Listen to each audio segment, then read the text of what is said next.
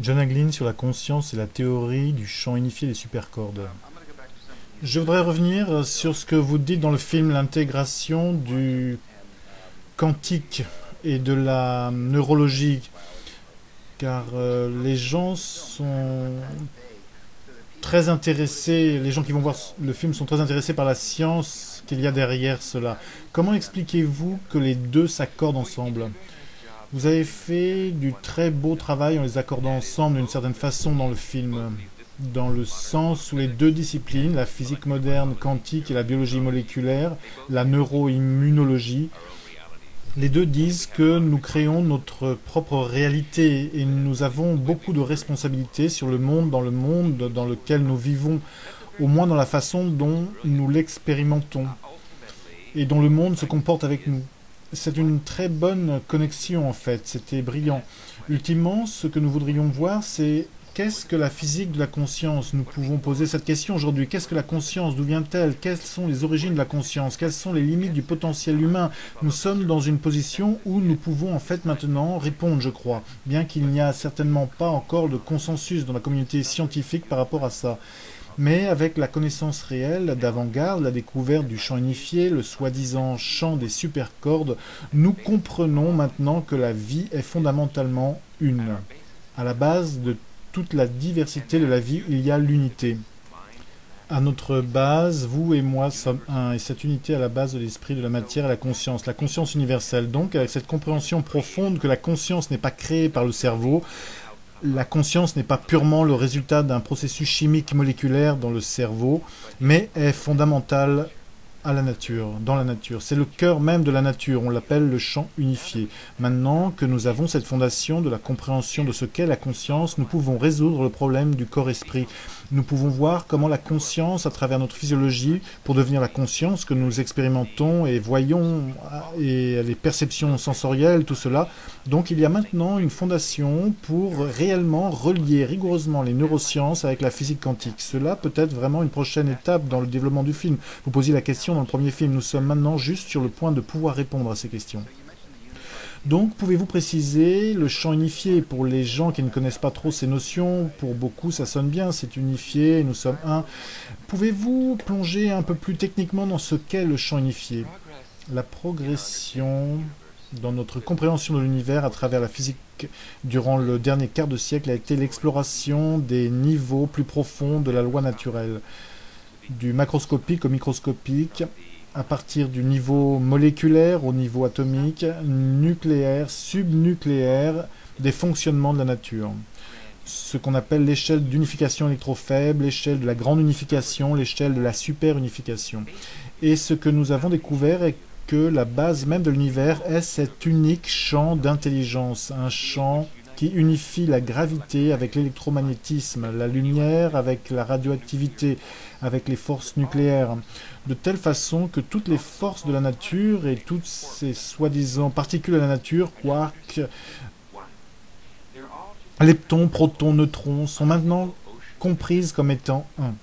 Elles sont juste différentes ondulations dans un unique océan d'existence qui est appelé le champ unifié ou champ des supercordes, et c'est un tour de force mathématique, mais nous avons réalisé le rêve d'Einstein. Il a dédié la moitié de sa vie à la découverte de ce champ unifié. Maintenant, dans le contexte des supercordes, cela a été réalisé. Donc la théorie du champ unifié basée sur les supercordes identifie un unique champ d'intelligence universelle, un océan d'existence à la base de tout, esprit et matière, et toutes les soi-disant particules de l'univers, les forces de notre univers, tout dans l'univers sont juste des ondulations de cet océan d'existence. C'est le champ unifié, et ce champ unifié est un champ non matériel. Il est ultimement le champ de la conscience. Et toutes nos consciences séparées, où tout est conscience, est simplement la conscience par la vertu du fait que ma conscience, votre conscience, sont ultimement cela. Tout dans l'univers n'est rien d'autre que cela. Les planètes, les arbres, les gens, les animaux sont juste des vagues de vibrations de ce champ des supercordes unifiés sous-jacents. Nous sommes réellement unifiés à notre base. Et ultimement, la compréhension qui en émerge sera qu'il n'y a seulement qu'une conscience unique dans cette pièce. Et c'est vous, et c'est moi, et c'est tout un chacun. Nous individualisons notre conscience via le filtre de notre système nerveux, mais la conscience elle-même, notre subjectivité intérieure même, le soi avec un grand S, est universelle. Et connaître cela, le connaître par l'expérience, est appelé illumination, et a été appelé illumination à travers les âges. Il semble que vous descendez vers les domaines physiques de plus en plus petits. Vous dites qu'à la base, ce n'est pas solide, c'est de l'intelligence. Pourquoi utilisez-vous le mot intelligence? C'est une question très brillante. Ce que vous dites reflète réellement quelque chose que nous partageons tous. Tous ceux qui ont grandi dans le monde scientifique sont habitués au concept que nous vivons dans un univers matériel, un univers inerte, un univers de matière morte. Et à cause de cela, il est difficile de comprendre instinctivement que nous ne vivons réellement pas dans un univers mort, que l'univers est lourdement conscient à sa base. Ce que nous avons vu et étudié pendant 300 ans de physique classique est ce que nous appelons biomécanique. Physique macroscopique, physique classique, la physique des boules de billard associées aux planètes, mais la mécanique quantique, même au niveau moléculaire et ensuite atomique, nucléaire, subnucléaire. Dans le domaine de la mécanique quantique, cette idée de particule est remplacée par l'idée de fonction d'onde. Et qu'est-ce qu'une fonction d'onde? Techniquement, c'est un vecteur dans un espace linéaire. Qu'est-ce qu'un vecteur dans un espace linéaire? C'est fait de quoi? Quelle en est la substance? Eh bien, une fonction d'onde, un vecteur dans un espace linéaire est fait de la même chose dont sont faites les pensées. Nous vivons réellement dans un univers pensé, un univers conceptuel. La mécanique quantique est juste le jeu et la démonstration de potentialité.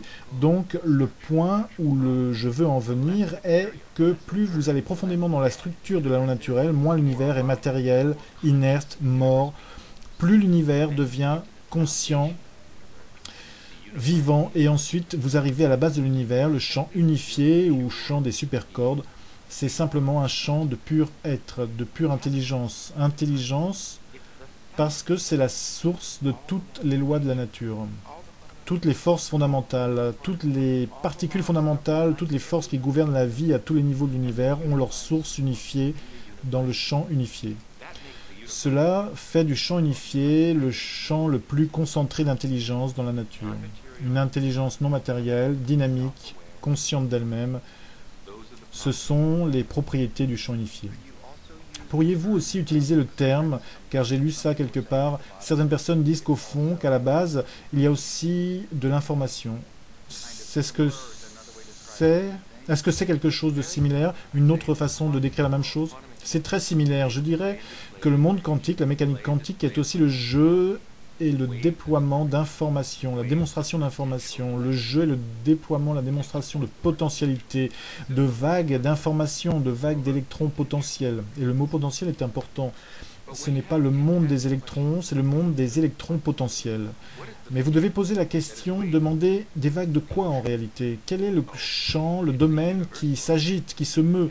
Est-ce l'océan? Non. C'est l'océan universel, un océan de pure potentialité, un océan d'existence potentielle abstraite. Nous l'appelons le champ unifié, ou le champ des supercordes. Et c'est de quoi nous sommes faits. Donc, comme vous dites, la physique a essayé de saisir la réalité physique pour comprendre de quoi elle est faite en réalité. Quels sont les blocs de construction de base de la vie. À la base de tout, la vie, l'univers, à la base, glisse entre vos doigts. Et vous vous retrouvez avec quelque chose qui est de plus en plus abstrait, pour arriver à un domaine d'abstraction pure. Et c'est ce que c'est le champ unifié. Un potentiel abstrait pur, un être abstrait pur, une conscience abstraite pure, consciente d'elle-même qui s'élève en vague de vibrations, donnant naissance aux particules, aux gens et à tout ce qu'on voit dans le vaste univers. Impressionnant, c'était super, cela m'a explosé la tête.